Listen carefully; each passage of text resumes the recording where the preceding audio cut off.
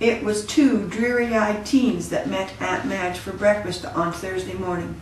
Neither Tylen nor Trina had slept well, their thoughts and dreams being about their parents. "I spent the whole night on my skateboard chasing spies," said Tylen, spreading peanut butter on a slice of toast. "Every time I'd get close enough to grab Mum and Dad's laptop from the spies, my skateboard would do a flip and they'd be chasing me.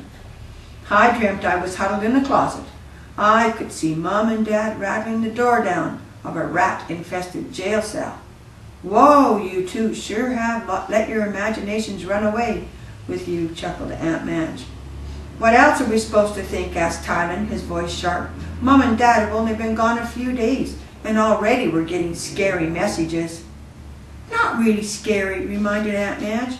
"Just confusing ones. I've been watching the news for any signs of further trouble around the Caspian Sea. Last month, rebels tried to close down the offshore rigs, but the government stepped in and smoothed that over." Trina scooped a spoonful of cornflakes into her mouth. "That's why Dad didn't go at Easter time. The company waited until the government gave them permission to run tests on the water and ecology and stuff like that. So I'm sure the Canadian Embassy and your dad's company will ensure their safety." "But why take away their computers?" Tylen asked. "It's pretty harmless." Aunt Madge's smile was reassuring. "Who knows? Maybe they just wanted to monitor what your dad sends in and out of the country." "Who's they?" asked Trina. Tylen spat out a reply. "Probably rebels who don't want the exploration in their waters." "I think it's more complicated than that," said Trina. "Remember Mum and Dad talking about different countries and cities bordering on that sea?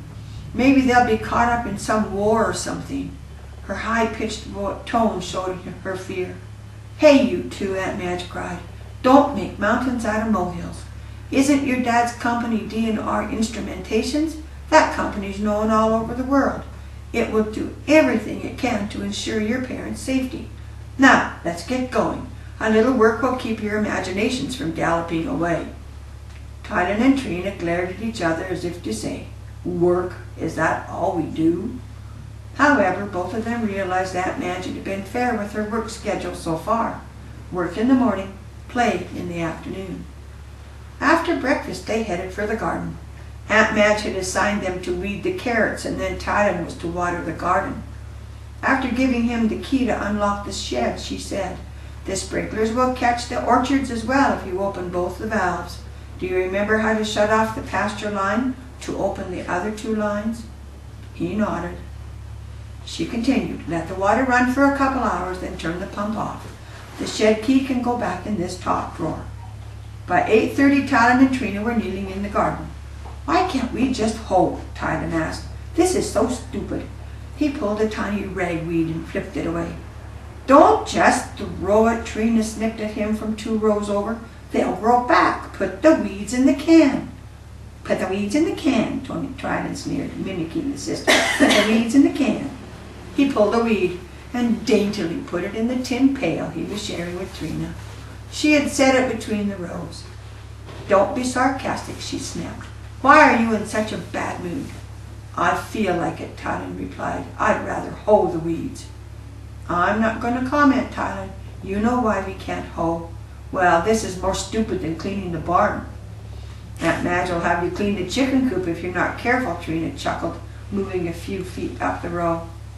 Tylen glared at his sister, but she didn't see it. He went back to the row and carefully pulled more weeds from around the carrots. He knew they were too close to the vegetables to use a hoe, but it was such a picky job. With every weed Trina pulled, she thought of her parents. She couldn't help but wonder if Tylen's mood was a result of his worry. She could only pray for her parents. There was nothing else she could do. They were so far away. The thought made tears come to her eyes, but she just worked harder to keep them from falling.